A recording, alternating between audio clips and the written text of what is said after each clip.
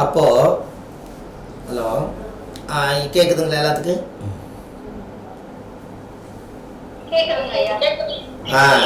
இந்த ஒரு ஜாதகத்தில் என்னென்ன தொழில்கள் எல்லாம் இவங்களுக்கு சப்போர்ட் ஆகுங்கிறத இதை நீங்கள் தெரிஞ்சுக்கிறீங்க. இப்போது அவங்களுக்கு புதன் திசை தான், ஆனால் சந்திர புத்தி நடக்கிறனால சந்திரன் வந்து குரு வீட்டில் இருக்கிறனால கரெக்டாக மாட்டி விட்டுருச்சு. அப்போ இதுலேருந்து என்ன தெரியுது, அவங்கள வந்து ஒரு வழியாக கர்மாவை வந்து இவங்க அனுபவிக்கிறாங்க. அப்போ இது காரணமே அடுத்த செவ்வாய் புத்தியில் நல்லா இருக்குமான்னு கேட்டாங்க. அது முடக்கு புத்தி, அது எப்படி நல்லா இருக்கும்? 4-9 அதிபதியுடைய புத்தி. அப்பா அம்மா என்ன கர்ம வினையை செஞ்சாங்களோ அதை பூராமே இந்த அம்மா அனுபவிக்க வேண்டிய காலம். அப்போது எந்த திசை எப்பவுமே ஒரு கணக்கு வச்சுக்கோங்க. முடக்கு திசை யாருக்கு வருதோ அந்த திசையில் ரொம்ப ஜாக்கிரதையாக இருக்கணும். முடக்கு புத்தி யாருக்கு வருதோ அதில் ரொம்ப ஜாக்கிரதையாக இருக்கணும். ஒன்று. ரெண்டாவது, சூரியன் என்ற நட்சத்திரம் யார் முடக்கோ அவங்கள நீங்கள் பக்கத்தில் வச்சுருந்தீங்கன்னா நீங்கள் முடங்கிடுவீங்க. எப்படி அம்மா புரியுதா உங்களுக்கு? அம்மா புரியுதா? சூரியன் என்ற நட்சத்திரம் தான் முடக்கு. இந்த அம்மாவுக்கு சூரியன் என்ற நட்சத்திரம் பூர நட்சத்திரம். இவங்க வீட்டுக்காரும் பூர நட்சத்திரம். இப்ப சொல்லுங்க,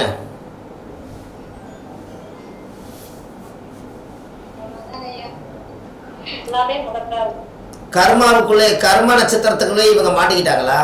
அவ்வளோதான் வாழ்க்கை.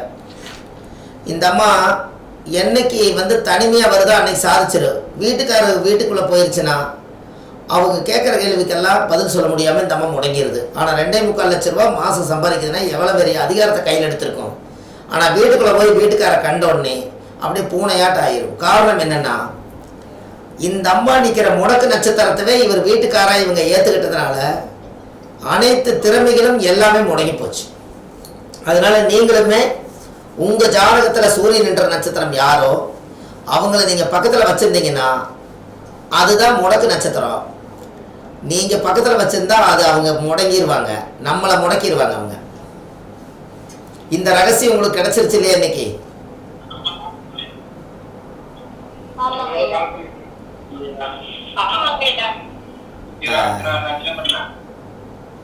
சரி, ஒரு குழந்தைய வந்து முடக்கு நட்சத்திரமாக பிறந்துருச்சுன்னா அப்போ அந்த குழந்தை நம்மளை முடக்க போகுதுன்னு தெரிஞ்சு நம்ம என்ன பண்ணலான்னா, அந்த குழந்தைய வந்து குலதெய்வத்து கோயிலையோ அல்லது ஏதோ ஒரு இடத்துல தத்து கொடுத்து வாங்கிட்டீங்கன்னா அந்த முடக்கு தோசை நிவர்த்தி ஆயிடும்.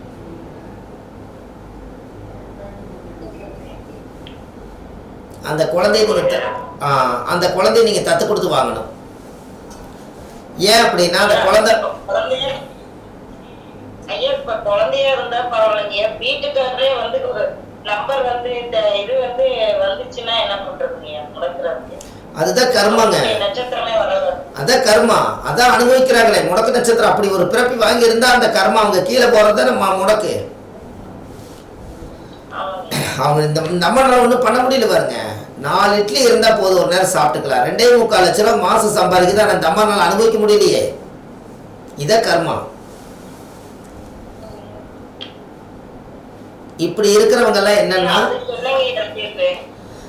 அம்மா இந்த முடக்கு நட்சத்திரத்துக்கு ஒண்ணு என்னன்னா, அந்த முடக்கு நட்சத்திர கோயிலுக்கு இவங்க போயிட்டு வந்தாங்கன்னா அவரும் நல்லா இருப்பாரு, இவங்களும் நல்லா இருப்பாங்க. இது முடக்கு நட்சத்திர கோயில். அவருடைய நட்சத்திரம் வந்து முடக்கா வரும்போது அவருடைய நட்சத்திரத்தை தான் பார்க்கணும். இப்ப நல்லா தெரிஞ்சுக்கங்க.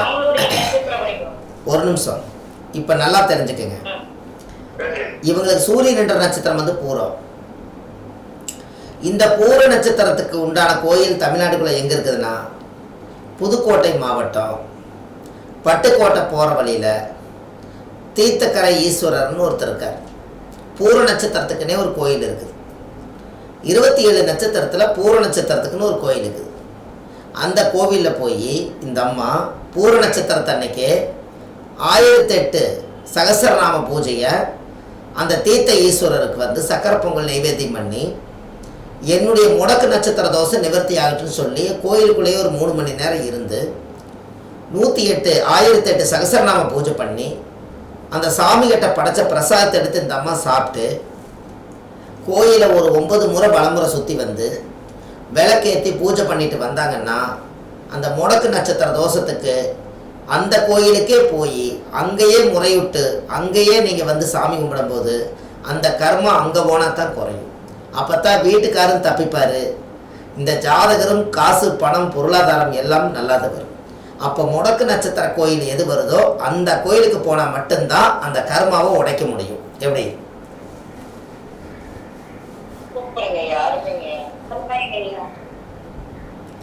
இந்த இத்தச்சோடு கர்மாவை நீங்க வேற யாரால இது நடக்க முடியுமா சொல்லுங்க?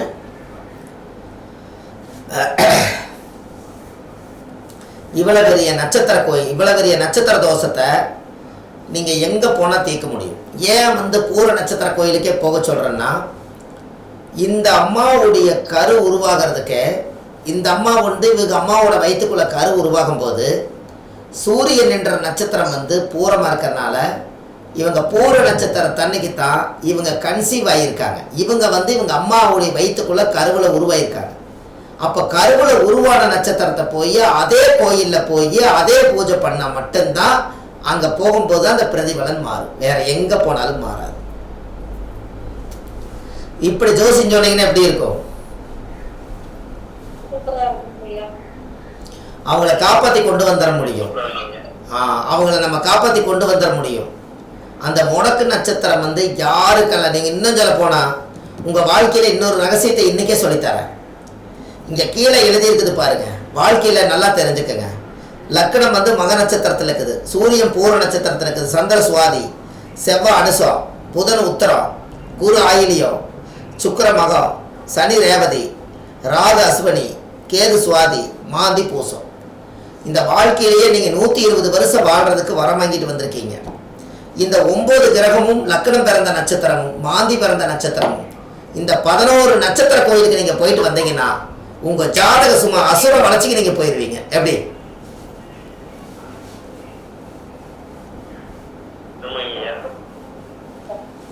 ஒரு வருஷம் 6 மாதம் 3 மாதத்துக்கு ஒருக்கா கூட போங்க, வேண்டான்னு சொல்ல. ஆனால் நீங்கள் வாங்கி வந்த சாரம் பார்க்காத கிரகம் சோரம் போகும்னு நீங்கள் தான் சொல்கிறீங்க. அப்போ சாரத்தில் வந்து அந்த நட்சத்திர தோஷங்கள் அடைஞ்சு தான் நம்மளை கஷ்டப்படுத்துது. 11 நட்சத்திரம் இருக்குது மொத்தம். 9 கிரகத்துக்கு 9 நட்சத்திர கோயில் போயிட்டு வந்தீங்கன்னா இந்த கிரகத்தை எந்த நட்சத்திரம் தாங்கி பிடிச்சி வழி நடத்துதோ அந்த கோயிலுக்கே நீங்கள் அட்வான்ஸாக போய் அந்த புண்ணியத்தின் பவரை வாங்கிட்டீங்கன்னா உங்களுக்கு அந்தந்த கால திசைகள் வரும்போது டிராபிக் இல்லாமல் சந்தோஷமாக வாழுவீங்கல்ல. ஐயா கோயிலுக்கு போகணும் சரி, ஆனா போறதுக்கே தடங்கள் ஆகுது, அதுக்கு ஒரு பரிகாரம் சொல்லுங்க. எல்லாமே அதுக்கு ஒரு தடங்கள், ஏதோ ஒரு தடங்கள் ஆகுது, அதுக்கு ஃபர்ஸ்ட் ஒரு பரிகாரம். அதுக்கு நீங்க முதல் வந்து தாய் தந்தைக்கு பாத பூஜை வருஷம் செய்யணும். தாய் தந்தைக்கு வருஷம் பாத பூஜை பண்ணணும். இல்ல நம்ம தாய் தந்தை இல்லைன்னா தாய் தந்தையை யாராவது ஒருத்தர் பெரியவங்களுக்கு எடுத்து பாத பூஜை பண்ணணும். குலதெய்வம் கோயிலில் போய் 11 ரூபாயும் வெத்தலை வாக்கும் வச்சு பாதத்தில் வச்சு சாயம் போட்டு வரணும். இந்த ரெண்டும் பண்ணிட்டீங்கன்னா உங்களுக்கு அந்த தடை நீங்கிரும். அதுக்கப்புறம் கர்மா கோயில் போயிட்டு வாங்க. நீங்க கோயிலுக்கு போறதுக்கு தடை நீங்குதுன்னா கோயில் எத்தனை மடம்னு சொல்லுங்க.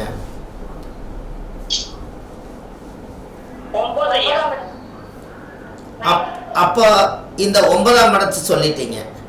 அந்த 9 குடைவரே யாரு வர்றா? காலச்சக்கரத்துக்கு யாரு வர்றா? சரி சரி, இன்னொரு வீடு இருக்குதா? எந்த வீடு? மீனம் வந்து காலச்சக்கரத்துக்கு பாதம். அப்ப அப்பாவுக்கு பாத பூஜை பண்ணா 9ஆம் மட கோயில் வழி விட்டுருங்கிறது கான்செப்ட் பரிகாரம், ஆதிகால பரிகாரம் அதுக்குள்ள இருக்கா இல்லையா? சூப்பர் ஐயா. 9ஆம் மட கோயில்னு சொல்லிட்டீங்க. 9ஆம் மட அப்பா. இன்னொரு வீடு வந்து மீனம் வந்து பாதம். அப்போ அப்பாவை பாதை பிடிச்சி ஏன் அப்பாவுடைய பாத பூஜை பண்ண சொல்றதுன்னா, அப்பாவை வந்து உடைய பாதத்தை ஏன் பாத பூஜை பண்ண சொன்னா, ஒரு தாய்ங்கிற பட்டத்தை கொடுத்தது தந்தை. ஏன் அப்படின்னா அப்பாவோட உயிர் கரு போய் அம்மாவோட கற்பப்பையில வைக்காம நம்ம இந்த உலகத்தில் பிறந்திருக்க மாட்டோம். அதனால சூரியன் என்பது ஆத்மா. ஒரு ஆத்மாவை உருவாக்குறதும் ஒரு உயிரை கொடுக்கறதும் அது தந்தை ஸ்தானத்தில் தான் இருக்கு. அதனால தான் காலச்சக்கரத்துக்கு ஒரு குழந்தைய உருவாக்கி கொடுக்கறதுக்கு யாரால முடியும்னு கேட்டால் அப்பானால தான் முடியும்னு சொல்லி காலச்சக்கரத்துக்கு மேசத்துக்கு 9ஆம் இடம் தகப்பனா வச்சு தகப்பனோட உயிர்க்கரு உருவாகி அது குழந்தையா வெளியே வந்ததுனால தான் அந்த ஜாதகத்துக்கு 9ஆம் இடம் அந்த தந்தை கொடுத்த உயிர் தான் குழந்தைங்கிறதுக்காக குரு வீட்டை கொண்டு போய் அப்பாவுக்கு வச்சிருக்காங்க. எப்படி? சூப்பர் ஐயா, சூப்பர்.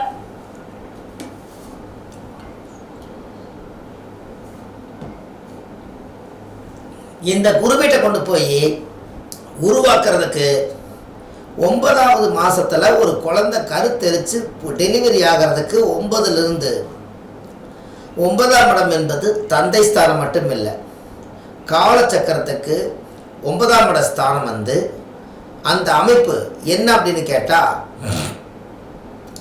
9ஆம் இடத்துல ஒரு குழந்தை வெளியில் வர்றதுக்காக அப்பாங்கிற ஸ்தானத்தை வந்து பலப்படுத்துறதுக்காக ஒரு குழந்தை ஒரு மாசமா பிறந்து 9 மாசத்துல வெளியில வர்றதுக்கு தயாராகிக்குது. 10வது மாசம் ஒரு குழந்தை பிறக்கிறதுக்கு என்ன காரணம்னு உங்களுக்கு தெரியுமா?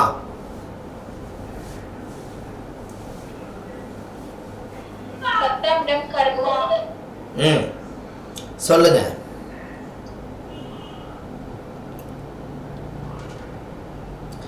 பத்தாம் இடம் கர்மா. கரெக்டா தான் சொன்னீங்க, சொல்லுங்க.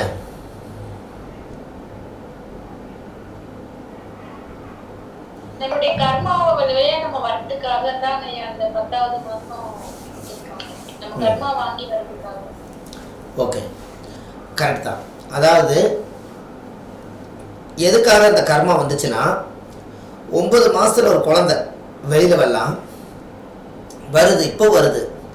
9ஆம் இடம் என்பது அப்பா வந்து நீ அப்பா ஆக போறேங்கிறதுக்காக ஒரு குழந்தை வெளியில வந்து உருவாக்கின வரவே அப்பான்னு கூப்பிடுறதுக்கு 9 கரெக்டு. இந்த 10வது மாசத்தை எதற்காக கொண்டு போய் 10 மாசம் கரமிச்சு அந்த குழந்தை பரிபூர்ணமா வெளியில வந்தே தீருங்கிறது எதுக்குன்னு கேட்டீங்கன்னா, அப்பா தான் உருவாக்குனாரு. இந்த குழந்தை ஜனனமாச்சு.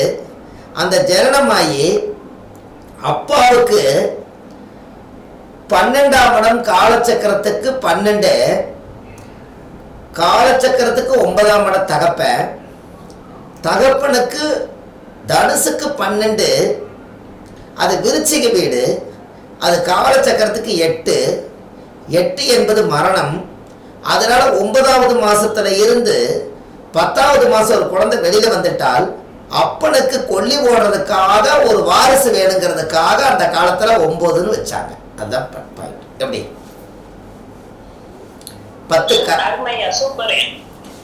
10ஆம் பாவ கர்மான்னு வச்சது, கர்மஸ்தானம்னு வச்சது காரணமே 9 யாராவது ஜாதகத்துல 9 குடையவர் 10ல இருந்தா, 9 குடையவர் 10 இருந்தா அந்த ஜாதகருக்கு ஒரு ஆண் குழந்தை பிறக்கும். அது யாருக்கா இருந்தாலும் சரி. 9 குடையவர் 10 இருந்தா ஏன் கர்மம் செய்ய ஒரு ஆண் மகன் பிறப்பான்.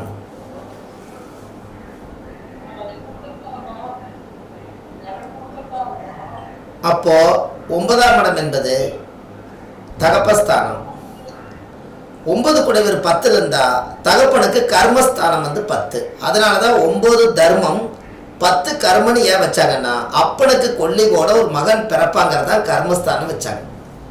அப்போ இந்த ஜாதகருக்கு அந்த காலத்துல கர்மஸ்தானம்னு வச்சது காரணமே அந்த காலத்துல வாரிசு இல்லைன்னா கொல்லி போடுறதுக்கு சொத்து எல்லாம் போயிருங்கிறக்காக, வாரிசுகள் வந்து வேணுங்கிறக்காக 9 குடைவருக்கு அடுத்தது 10ன்னு வச்சது காரணமே ஒரு குழந்தை அப்பனை ஆயாச்சுன்னு சொன்னால் இந்த அப்பனை கடைசியில் சுடுகாடு கொண்டு போய் சேர்த்தும் போது கொல்லி வச்சே தீர்வாங்கிறதுக்கு காரணமே இந்த 9க்கு அப்புறம் 10 வச்சது காரணமே. 10ஆம் இடம் என்பது சுடுகாடுன்னு சொன்னீங்க, மகரம் என்பது சுடுகாடுன்னு நீங்க இங்கே தான் சுடுகாட்டில் கொண்டு போய்த்தான் அப்பாவுக்கு தகனம் பண்ணுறதுக்காக கர்மான்னு பேர் வச்சிருக்காங்க. எப்படி?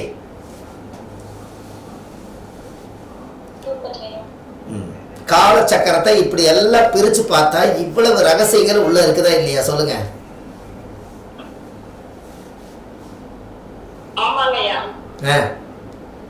நீங்க அதுக்குள்ளேயே இருக்கணும். அந்த காலச்சக்கரத்துக்குள்ளேயே இருந்தால் நம்ம நிறைய விஷயங்களை எடுத்துக்கிட்டே இருக்கலாம்.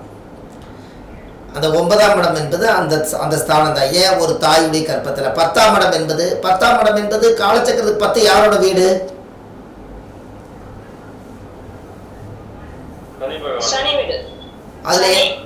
அதுல என்ன நட்சத்திரம் இருக்குதுங்க?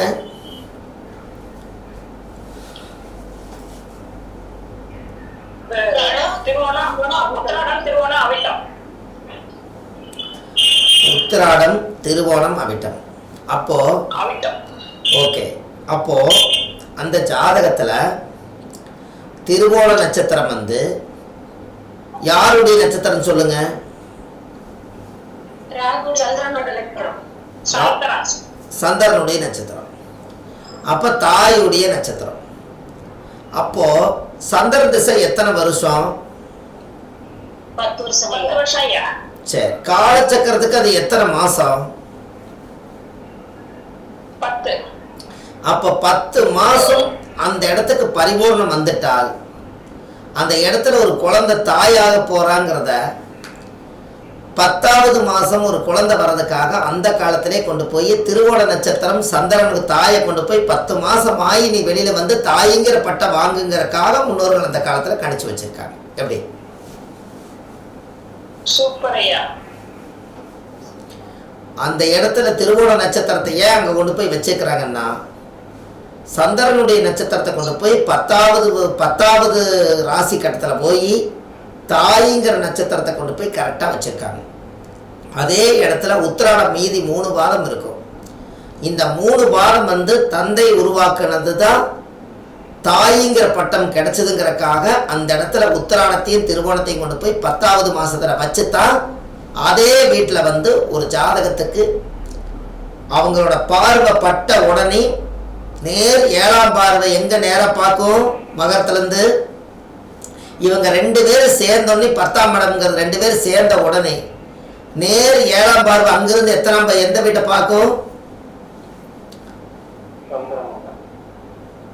டக்குனு சொல்லுங்க. கடகத்தை பார்க்கும். கடகம் வந்து கடகத்துல என்ன கிரக உச்சம்? குரு உச்சம். குரு உச்சம். அதனால வந்து 10 மாசம் ஆனே குருங்கிற உச்சம் வந்து குழந்தை பிறந்துருது. அதைத்தான் அது சொல்ல வருது. எப்படி?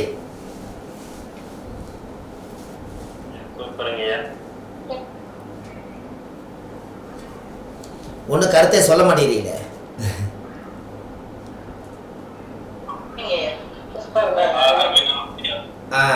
இதெல்லாம் காலச்சக்கரத்துக்குள்ள எப்படி இருக்குது பாத்தீங்களா? மகரம் என்பது 10வது வீடு.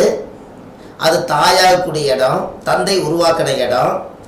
ஆணும் பெண்ணும் சேர்ந்து 10ஆம் இட கர்மம் பண்றதுக்காக ஒரு ஆண் குழந்தை கொல்லி வைக்கிறதுக்கு வேணுங்கிறதுக்காக அதுக்கு நேர் 7ஆம் பார்வை குரு உச்சமாகி தன் 10ஆம் வீட்டவே பார்த்ததுனால அந்த காலச்சக்கரத்துக்கு 4ஆம் இடம் என்பது தாய்க்கு வந்து குரு உச்சமானதுனால தாய்ங்கிற பட்டமாகவும் இவங்க 2 பேரும் சேர்ந்ததுனால அந்த குழந்தைக்காக வாழ்ந்தாங்கிற பேராகவும் எல்லாமே மகர ராசியில கொண்டு போய் வச்சிருக்காங்க. அப்போ அந்த வீடு என்ன வீடு? மகர வீடு. மகரம் யாருடைய வீடு? கர்ம வீடு. அப்ப கர்மாங்கிறது யாரு? 10ஆம் பாவம். அதுல யாரு இருக்கா? சனி பகவான் இருக்கார். எந்த கிரக நீசம்? குரு நீசம். அப்போ காலச்சக்கரத்துக்கு 9 12 குடைவர் அங்கே போய் நீசமானதுனால தான் அந்த ஜாதகத்துக்கு பூர்வ புண்ணிய ஸ்தானத்திலேயே அப்பாவும் 12ஆம் இடம் என்பது 2ம் அந்த ஜாதகத்தில் நீசமாகும் போது சனி வீடு வந்து கர்மா. இந்த சனி என்பது தோஷமான இடமா இருக்கிறதுனால அந்த இடத்துல எந்த கிரகமே போய் குடியிருக்க மாட்டேன்ட்டாங்க. அதனால இந்த ஒரு குரு உச்சமாக இருந்தால் ஒரு நீச குரு ஒருத்தர் வேணும். அப்போ அந்த நீசத்தை கொண்டு போய் எந்த ராசியில் வைக்கலான்னு பார்த்தா சேரும் சகதியும் முதலையும் இருக்கிற இடத்துல கொண்டு போய் குருவை தள்ளிடலான்னு அந்த காலத்திலேயே குருவை கொண்டு போய் மகரத்தில் கொண்டு போய் நீசமாக்கி காலச்சக்கரத்துக்கு தாய்ங்கிற கடகம் வந்து கௌரவமான இடத்த கொண்டு போய் குருவை உச்சமாக்கி வச்சு அன்னைக்கே இந்த காலச்சக்கரத்தை விரிவாக்கமாக இதை சொல்லியிருக்காங்க. எப்படி?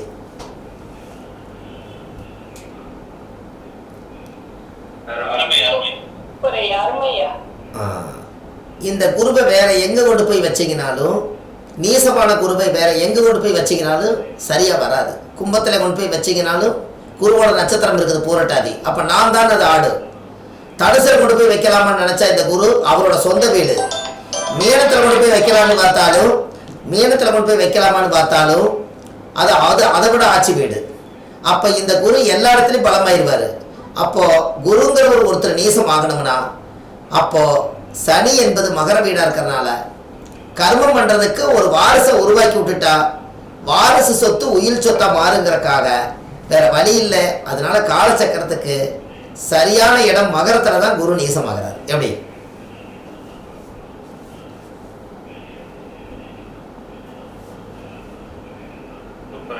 ஆமாங்க ஐயா, சூப்பர் ஐயா.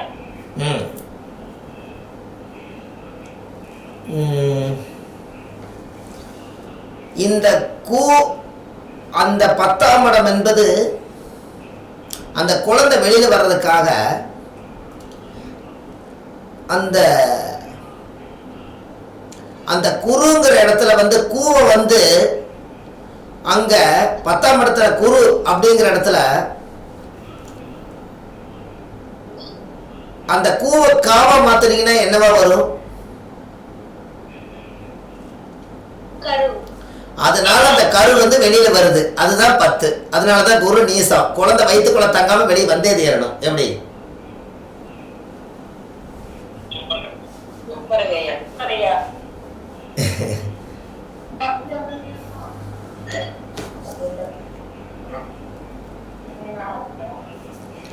அந்த கரு உருவாகி 10 மாசமானா அந்த கரு வெளி வந்தே ஆகணுங்கிறதுக்கு தான் அந்த குருங்கிறத கருன்னு வச்சாங்க. ஒரு நிமிஷம் அம்மா, வணக்கங்கம்மா.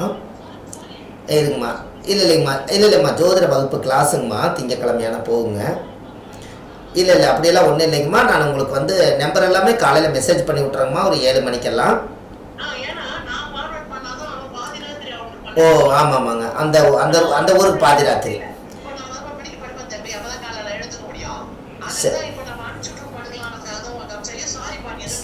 இருக்கட்டுங்கம்மா. நான் இல்லை, இப்போ நான் கிளாஸ் எடுக்கிற நம்பரை உங்களுக்கு நான் அனுப்பிச்சி வைக்கிறேங்க. இப்போ மெசேஜ் போட்டு விட்றேன்.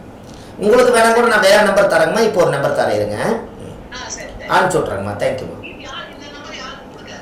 இது அம்மாவுக்கு அமெரிக்காவுக்கு அனுப்பிச்சி வச்சுருங்க.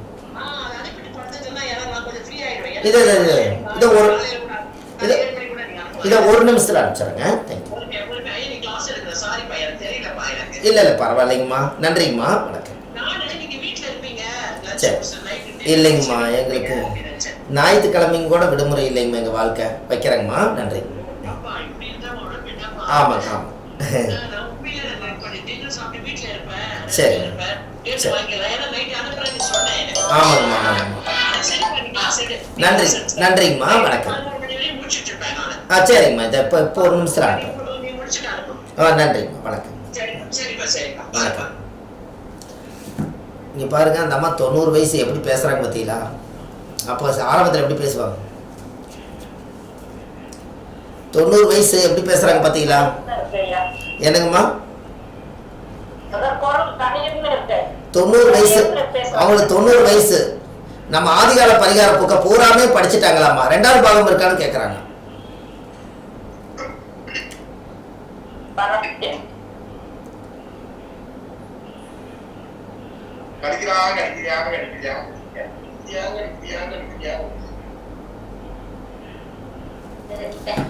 அப்போ குரு குரு அப்படின்னு சொல்லிட்டு இருந்தீங்க. குருன்னா குழந்தை. குருவுக்கு முன்னாடி, குழந்தை வெளியே வரக்கு முன்னாடி குருவுக்கு முன்னாடி அது கரு, அப்புறம் தான் குரு. கரெக்டுங்களா?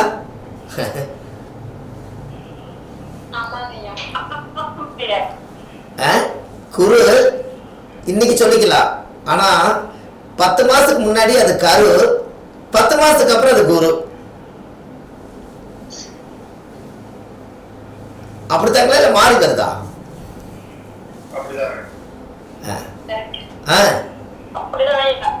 அவ்வளவுதான். 2 வார்த்தையிலையும் கூட பரிகாரம் எடுக்க முடியுதா இல்லைங்களா? கரு பிளஸ் குரு. அந்த கரு உருவானதான் குருவுக்கு மரியாதை. அப்போ எனக்கு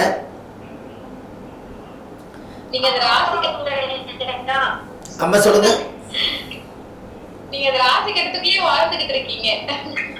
ஆமாங்க, இந்த ஞாயிற்றுக்கிழமையும் கூட விடுமுறை இல்லைன்னு சொல்றேன் பாருங்க. என்னப்பா இப்படி இருக்க, உடம்பு என்னாக அப்படின்னு கேட்கறாங்க பாருங்க. அது 5 கிலோ குறைவேன், மறுபடியும் 5 கிலோ ஏறுவேன். இந்த கிரகத்தோடவே வாழ்ந்துட்டு இருக்கிறனால எனர்ஜி எல்லாம் வெளியில போகும். மறுபடியும் ஒரு 5 கிலோ கூடும், மறுபடியும் 5 கிலோ இறங்கிடும். இது வாழ்க்கையில பரமப்பட மாட்டேன் நம்மளுது எனர்ஜி. இப்போ ஏன்னா காலையிலேருந்து ஒரு 10 ஜாதகம் நீங்க பார்க்கணும். 10 ஜாதகம் 10 பேருடைய நட்சத்திரத்துக்கோட வாழ்ந்துட்டு இருக்கிறோம்.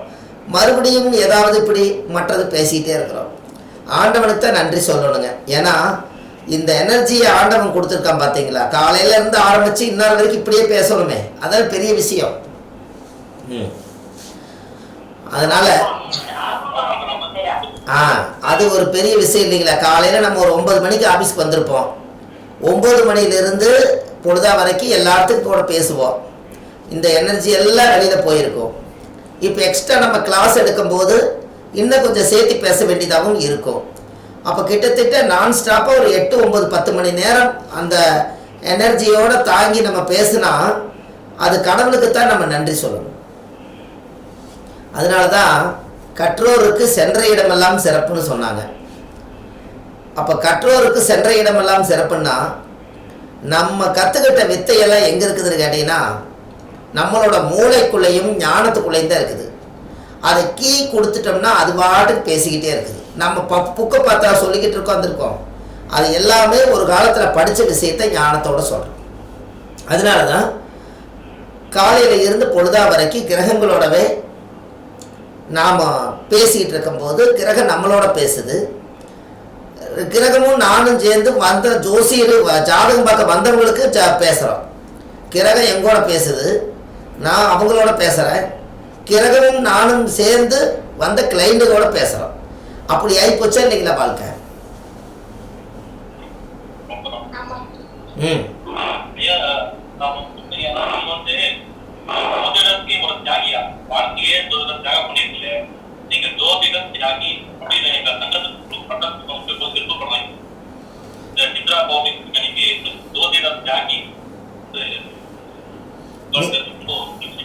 சந்தோஷம். நீங்க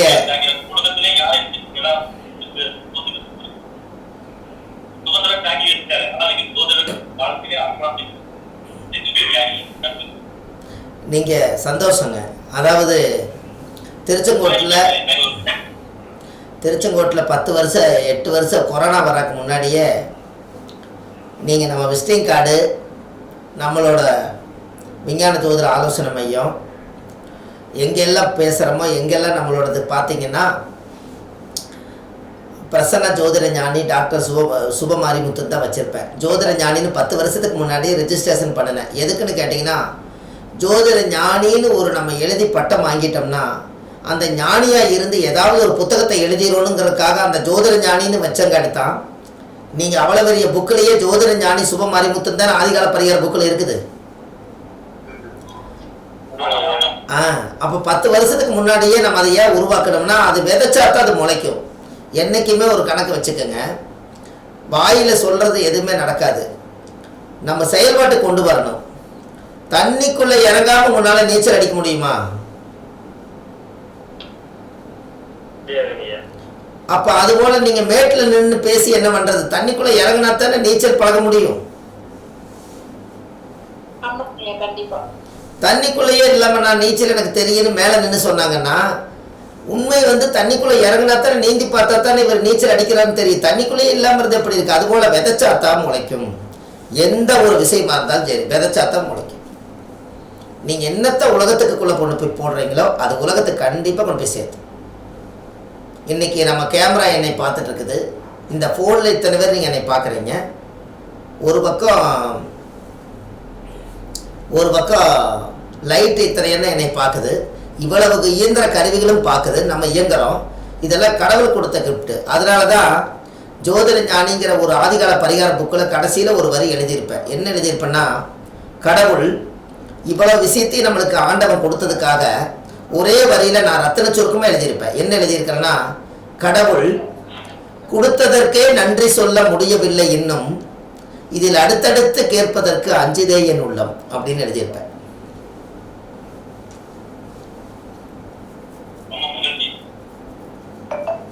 இப்போ புரியுதுங்களா?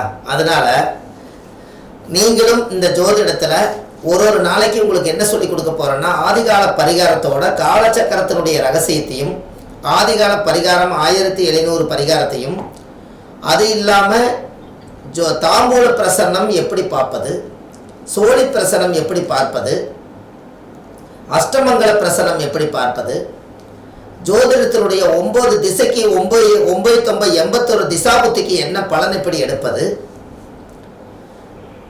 ஜாமகோல் பிரசனம் எப்படி பார்ப்பது,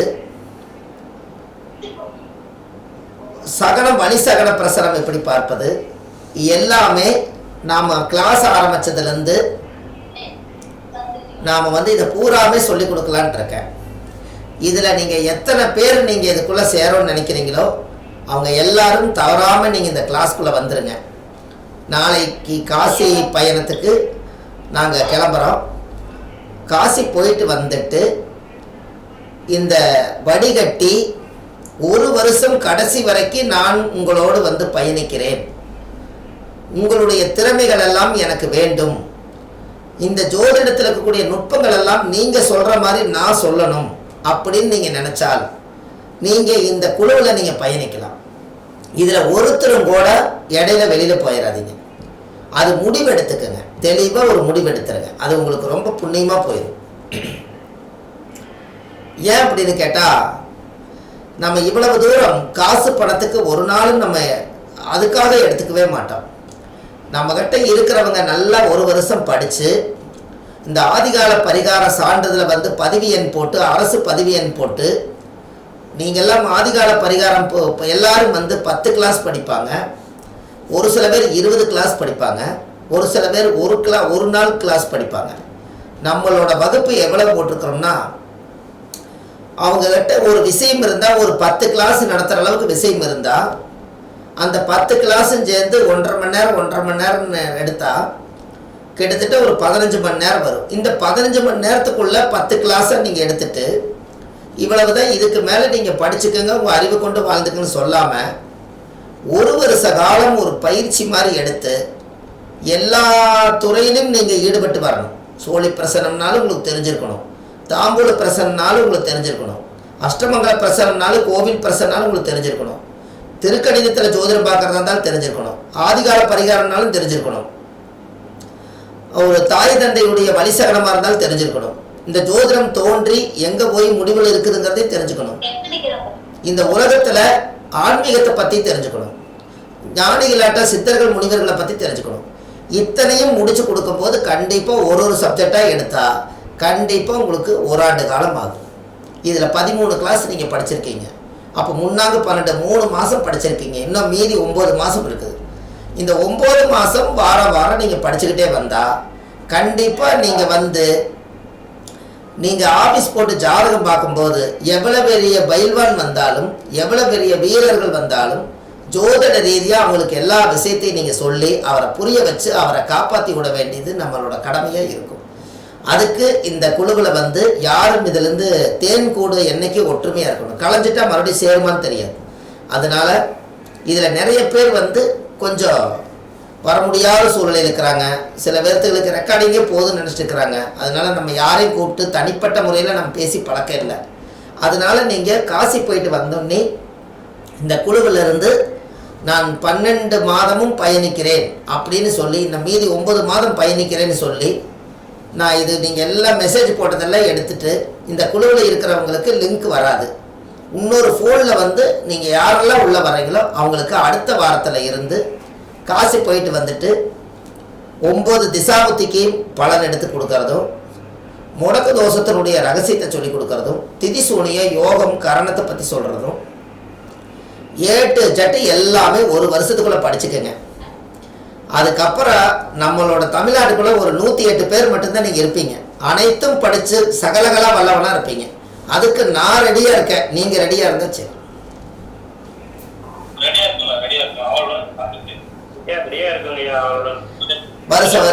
மாசம் ஏதாவது ஒரு கோவிலுக்கு நம்ம போகிறது. என்னங்கம்மா?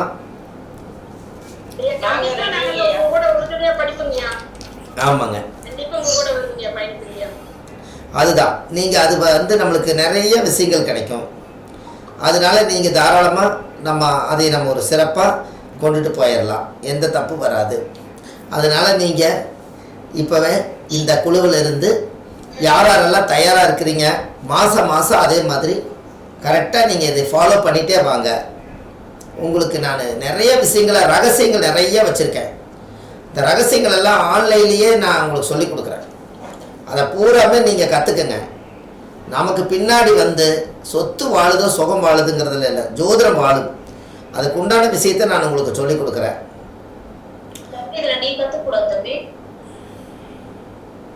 தம்பி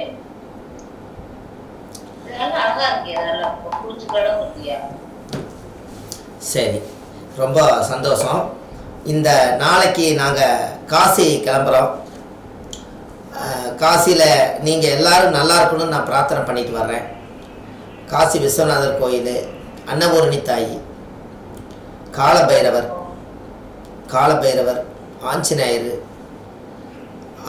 காசி விசாலாட்சி, அலகாபாத்தில் கங்கா யமுனா சரஸ்வதியுடைய நதியில் எல்லாம் பூஜை எல்லாம் முடித்து உங்களுக்கு எல்லாத்துக்கும் நம்ம ஒரு அர்ச்சனை பண்ணி பூஜை பண்ணி உங்களுக்கு எல்லாத்துக்கும் ஒரு ஆசீர்வாதம் பண்ணி அங்கேருந்தே நீங்கள் எல்லோரும் ஜோதிடத்தில் நல்லா வரணும்னு சொல்லி நான் பிரார்த்தனை பண்ணுறேன். நீங்கள் நல்லா வரணும், என்னுடைய நம்பிக்கை என்றைக்கு உங்களோட கடைசி வரைக்கும் இருக்கும்னு சொல்லி காசி பயணம் முடிஞ்சோடனே நம்ம கிளாஸ் ஆரம்பிச்சிடலாம். இந்த குரு நீங்கள் யாரோ கேட்டிருந்தாங்க, இந்த குரு பயிற்சி பற்றி நீங்கள் கொஞ்சம் சொல்லுங்க ஐயா. அதில் கொஞ்சம் ரகசியம் கொஞ்சம் நம்ம இந்த வருஷம் இந்த குருவினால் வந்து நம்மளுக்கு யாருக்கு நல்லது நடக்கும்னு சொன்னாங்க. ஆனால் சொல்கிறதுக்கு டைம் பத்தில் தான் இருந்தாலும் ஒரு ரெண்டு வாரத்தை நம்ம சொல்லுவோம். இந்த குரு பயிற்சி நம்ம இது வரைக்கும் எப்பவுமே ஜாதகப்படி குரு பயிற்சி, சனி பயிற்சி, ராகு பயிற்சி, ராசி வளர்ந்து எதுவுமே நம்ம வீடியோவில் போட்டிருக்க மாட்டோம். என்ன காரணம் அப்படின்னா, அதாவது உண்மையான கரண்ட் இல்லாதப்ப யூபிஎஸ் மாதிரி வருது.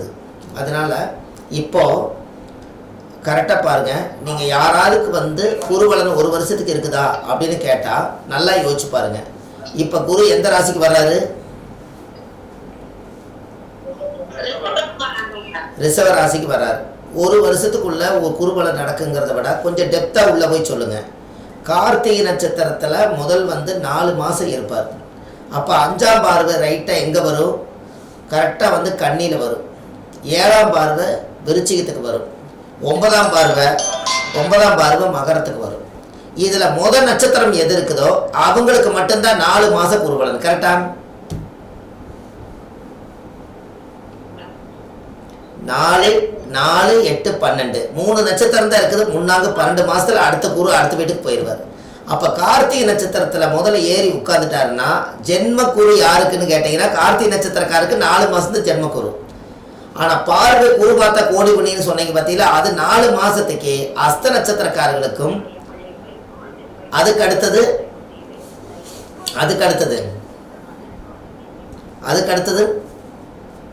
கரெக்டாக விருச்சிகத்தில் என்ன நட்சத்திரம் இருக்குது? சுவாதி, விசாகம் இருக்குது. இல்லை, விசாகம் இருக்குது. விசாகத்துக்கு 4 மாதம். அதுக்கடுத்து மகரத்தில் வந்து உத்திராட 4 மாதம். இந்த 4 மாதங்கிறது கரெக்டாக மே மாதம் வந்தால் மே, ஜூன், ஜூலை, ஆகஸ்ட் வரைக்கும் இந்த 3 நட்சத்திரக்காரர்களுக்கு உண்மையான குருபலன். கரெக்டுங்களா?